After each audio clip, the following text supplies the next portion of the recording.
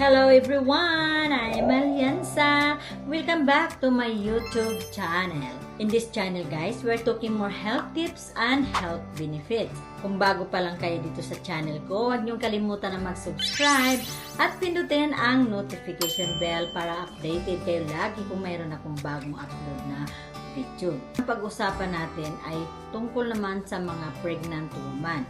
Our topic for today, can a pregnant woman take a ginger and honey tea? May ibang mga buntis gumagamit ng ginger.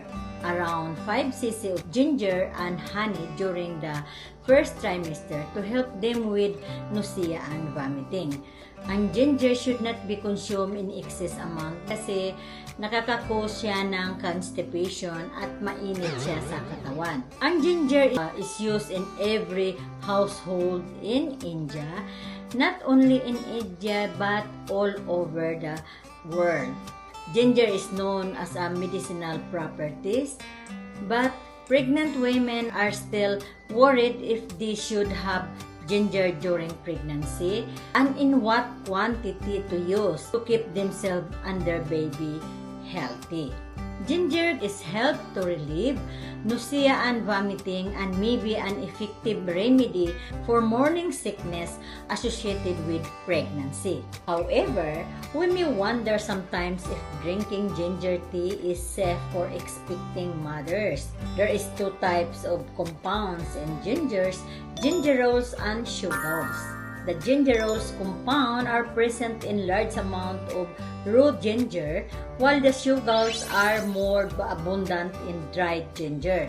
It means either fresh or dried may contain compounds with anti-nausea effects and be suitable for treating nausea and vomiting in pregnancy. Ginger helps to relieve pain from uterine cramping which women experience in first trimester. Ginger tea is generally considered safe for pregnant women, at least in reasonable amount.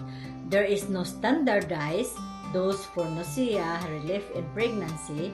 The research suggests that up to 1 gram or 1,000 milligrams of ginger per day is safe.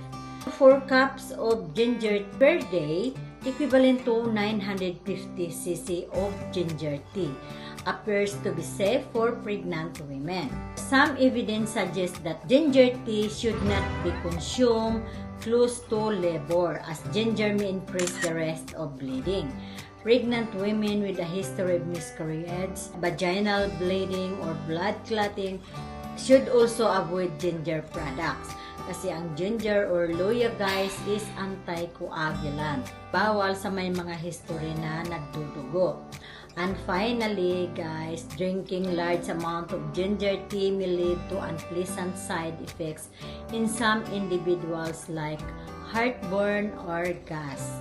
So, nakakakos siya ng pananakit sa sikmura. Cause siya ng gas pain. Ang bottom line guys, ginger has been shown to reduce nausea and vomiting. May help to relieve morning sickness during pregnancy.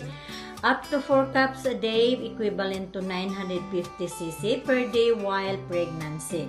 So, safe kang uminom. Yan ang topic natin about sa ginger, kung safe ba siya sa pregnancy. So, safe siya sa mga pregnant women, not in large amount. Sana guys, may natutunan kayo dito sa topic ko.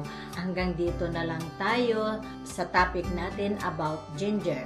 Kung bago pa kayo dito guys sa channel ko, huwag niyong kalimutan na mag-subscribe at pindutin ang notification bell para updated kayo lagi kung mayroon akong bagong upload na video. Pangalagaan natin guys ang sarili natin or ang health natin kasi yan lang ang tanging regalo ni God sa atin.